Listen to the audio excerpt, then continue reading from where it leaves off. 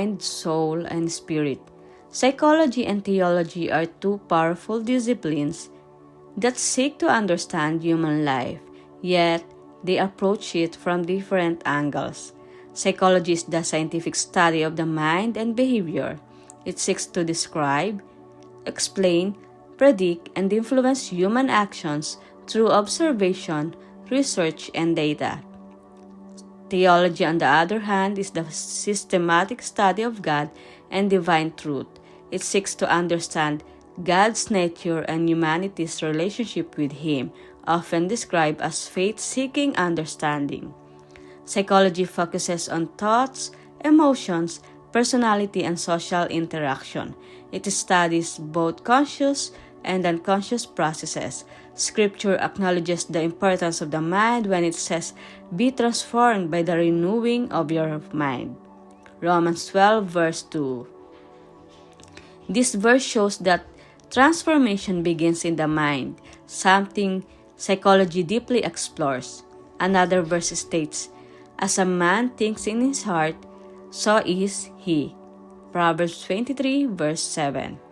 This reveals that thoughts influence identity and behavior, a principle central to psychological science. Theology, however, goes beyond the mind. It addresses the spirit and eternal truth.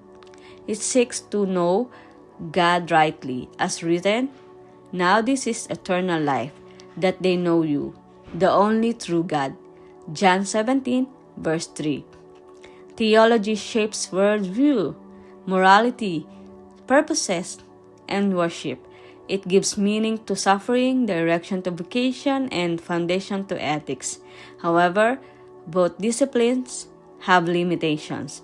Psychology can become overly human-centered if it ignores spiritual realities.